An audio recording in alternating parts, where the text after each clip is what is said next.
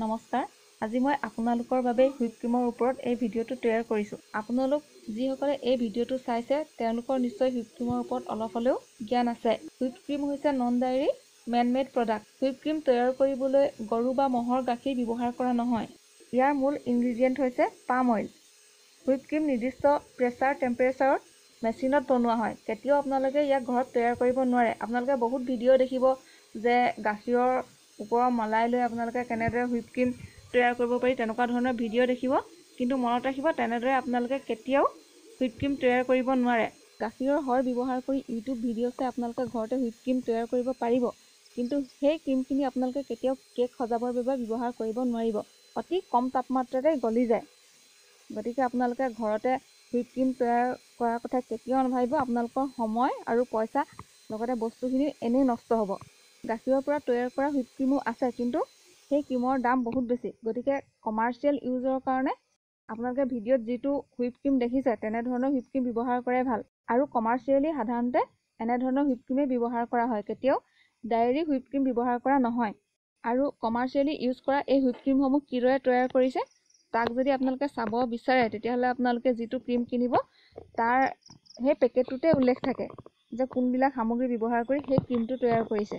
Whip ক্ৰীমখিনি ক্ৰয় কৰি অনাৰ পাছত আপোনালোকে সদায় যদিহে আপোনালোকে ফ্ৰিজত ৰাখে তেতিয়াহ'লে 0 to 5 ডিগ্ৰী চেলচিয়াছৰ ভিতৰত আপোনালোকে ফ্ৰিজাৰত ৰাখিব।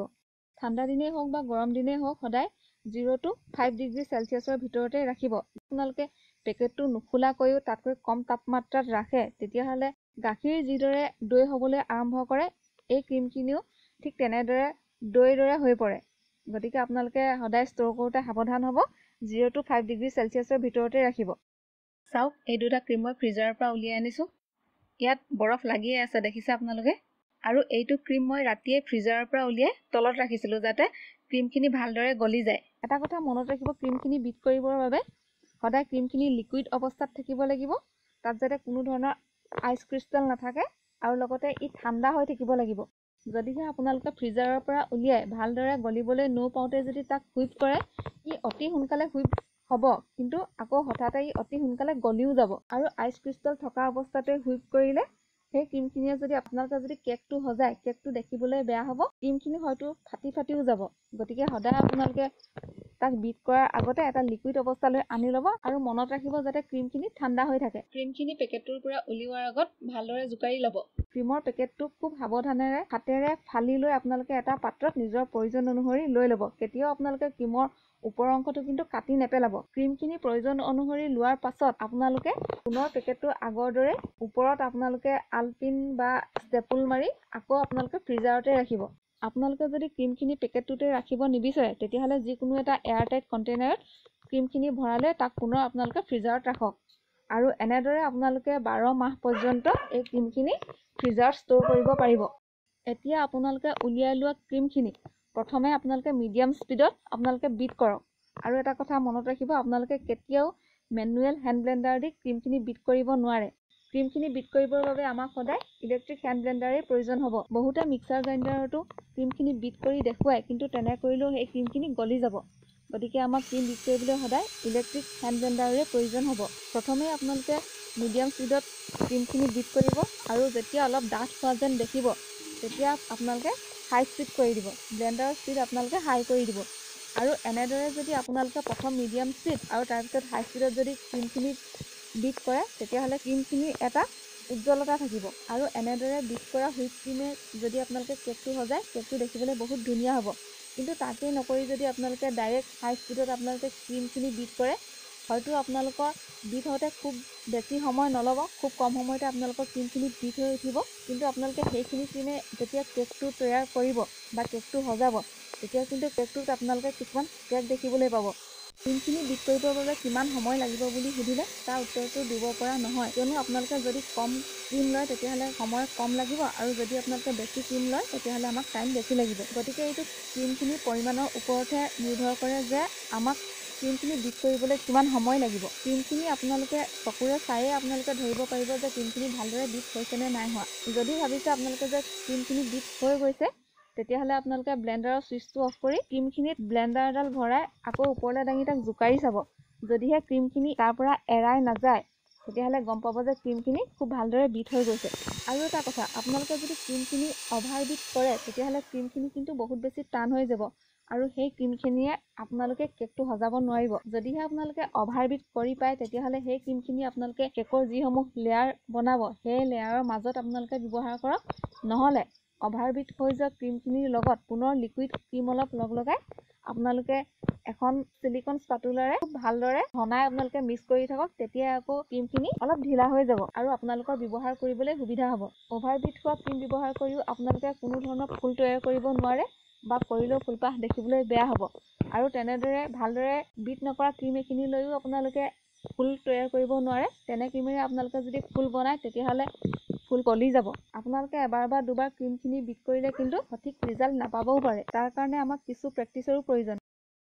গতিকে আপোনালোকে 2-3টামান ক্ৰীম কিনি আনি নিজে ঘৰতে খুব প্ৰেক্টিচ কৰিব আৰু এনেদৰে 4-5 বাৰমান কৰাৰ পাছতে আপোনালোকে কিমান পৰ্যায়লৈকে ক্ৰীমখিনি হুইপ কৰিব লাগিব সেইটো আপোনালোকে নিজে বুজি পাব। আৰু এবাৰ যদি ঢিলা হয় নেক্সট টাইম আপোনালোকে আৰু অধিক বেছি বিট কৰক। তেনেদৰে আপোনালোকে ট্ৰায়েল আৰু এৰৰ মেথড প্ৰয়োগ কৰি ভালদৰে আপোনালোকে ঘৰতে শিকিব পাৰিব। এতিয়া চাওক, কেক এটা আইচিং কৰাৰ পাছত আমাৰ হাতত হয়তো কিছু ক্ৰীম ৰৈ যাব পাৰে। এতিয়া সেই ক্ৰীমখিনিতো আমি পেলাই দিব নোৱাৰোঁ। গতিকে সেইখিনিও আমি পুনৰ আকৌ ষ্ট'ৰ কৰিম। কিন্তু কেনেদৰে ষ্ট'ৰ কৰিম? আপোনালোকে এটা এয়াৰটাইট কণ্টেইনাৰ ল'ব, আপোনালোকৰ সুবিধা অনুসৰি ষ্টীলৰে হওক বা প্লাষ্টিকৰে হওক।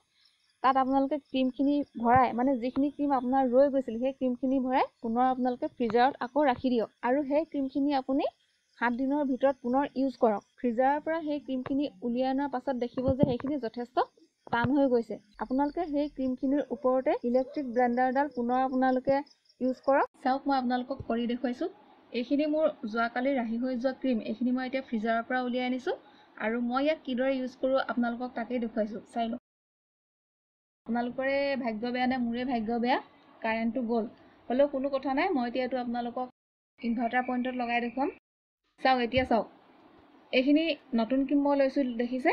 এইখিনি মই এতিয়া অলপ ফেটিম, বহুত বেছি ডাঠ কৰি নেপেলাওঁ। অলপ ঢিলা হৈ থকা অৱস্থাতে মই এই পুৰণা যিখিনি ক্ৰীম ৰাখিছিলোঁ ফ্ৰিজাৰৰ পৰা উলিয়াই অনা ক্ৰীমখিনি ইয়াত মই ঢালি দিম আৰু আপোনালোকেও এনেকৈয়ে কৰিব। অলপ ঢিলা যেন হোৱা দেখিলে আপোনালোকে এই ক্ৰীমখিনি কেকৰ লেয়াৰৰ মাজত ব্যৱহাৰ কৰিব পাৰিব।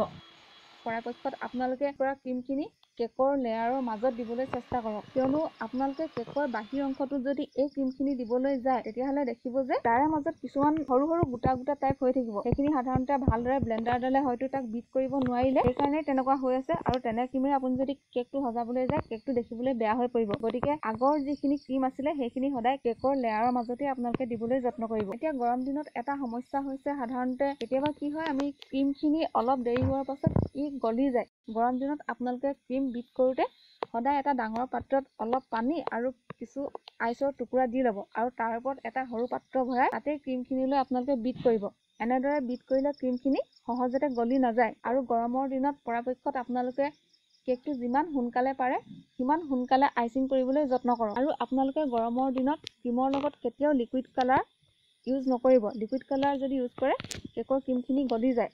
তাৰ ঠাইত আপোনালোকে জেল কালাৰ ব্যৱহাৰ কৰক। ঠাণ্ডা দিনত আপোনালোকে লিকুইড কালাৰ ব্যৱহাৰ কৰিব পাৰে, একো সমস্যা নাই। এতিয়া বহুতৰে মনত আৰু এটা প্ৰশ্ন আহে যে এই হুইপ ক্ৰীমখিনিৰ লগত আমি চুগাৰ ব্যৱহাৰ কৰিব লাগিব নেকি? ব্যৱহাৰ নকৰিলেও হয়, কিয়নো হুইপ ক্ৰীমখিনি অলৰেডি যথেষ্ট মিঠাই হয়। গতিকে পুনৰ চুগাৰ ইউজ কৰাৰ কোনো প্ৰয়োজন নাই। হুইপ ক্ৰীমৰ ওপৰত মই আপোনালোকৰ বাবে আৰু এটা ভিডিঅ' তৈয়াৰ কৰিম। যিহেতু আমাৰ মনত এতিয়াও আৰু কিছুমান প্ৰশ্ন আহে যে কিছুমানৰ কেকটো খাবলৈ কিয় ইমান বেছি ভাল হয় আৰু কিছুমানৰ খাবলৈ বেয়া হয়। ইয়াৰ কাৰণ কি? আমি বেলেগ কিবা চিক্ৰেট ইনগ্ৰিডিয়েণ্ট ইউজ কৰোঁ নেকি হুইপ ক্ৰীমত? আপোনালোকেও খাওঁতে গম পায় যে কেতিয়াবা কিছুমান কেক কি হয়, অলপ নিমখীয়া লাগে আৰু অলপ গুটি গুটি টাইপ থাকে। লগতে ওপৰৰ তালুত কিন্তু লাগি যায়, পটককেনে ধুলেও কিন্তু এৰাই নাযায়। আৰু কিছুমান কেক খাবলৈ বহুত বেছি ভাল হয়। এইবিলাক কাৰণ সামৰি মই আৰু এটা হুইপ ক্ৰীমৰ ওপৰত ভিডিঅ' তৈয়াৰ কৰিম। আজিয়ে এই সকলোবিলাকৰ ওপৰত ক'বলৈ গ'লে ভিডিঅ'টো বহুত বেছি দীঘল হৈ পৰিব। গতিকে আপোনালোকে নতুন ভিডিঅ'টোলৈকে অপেক্ষা কৰক। আজিৰ ভিডিঅ'টো ইমানতে শেষ কৰিলোঁ। আশা কৰোঁ আপোনালোকে মোৰ ভিডিঅ'টো চাই ঘৰতে কেক তৈয়াৰ কৰিবলৈ আপোনালোকে নিশ্চয় শিকিব পাৰিছে। গতিকে যিসকলে ঘৰতে কেক তৈয়াৰ কৰিবলৈ শিকিছে, বিভিন্ন সমস্যাৰ সন্মুখীন হৈছে, তেওঁলোকে মোক কমেণ্ট কৰক। মই কমেণ্টসমূহৰ যথাযথ উত্তৰ দিবলৈ যত্ন কৰিম। মই আপোনালোকক আৰু এটা বিশেষ অনুৰোধ জনাইছোঁ, আপোনালোকে আপোনালোকৰ প্ৰয়োজন মতে মোক ভিডিঅ' তৈয়াৰ কৰিবলৈ কমেণ্ট কৰক। আপোনালোকৰ কমেণ্ট অনুসৰি মই ভিডিঅ' তৈয়াৰ কৰিবলৈ যত্ন কৰিম। কিন্তু মই আগতীয়াকৈ আপোনালোকক ক্ষমাও বিচাৰিছোঁ যে মই হয়তো আপোনালোকে কমেণ্ট কৰাৰ লগে লগে নতুন এটা ভিডিঅ' তৈয়াৰ কৰি দিব নোৱাৰিবও পাৰোঁ, কিয়নো মোৰ এজনী সৰু ছোৱালী আছে আৰু মই ডেইলি কেক তৈয়াৰ কৰিবলগীয়া হয়, লগতে মোৰ এটা চৰকাৰী জবো আছে। গতিকে এই তিনিওটা কাৰণত মোৰ সময় বহুত বেছি গুচি যায়, যাৰ কাৰণে মই সময় অনুসৰি বা আপোনালোকৰ কমেণ্ট অনুসৰি মই ভিডিঅ' তৈয়াৰ কৰিব নোৱাৰোঁ। গতিকে তাৰ কাৰণে মই আগতীয়াকৈ ক্ষমা বিচাৰি লৈছোঁ। হ'লেও আপোনালোকে কমেণ্ট কৰিলে মই আপোনালোকৰ প্ৰয়োজন অনুসৰি ভিডিঅ' তৈয়াৰ কৰিম বুলি আপোনালোকক মই কথা দিছোঁ।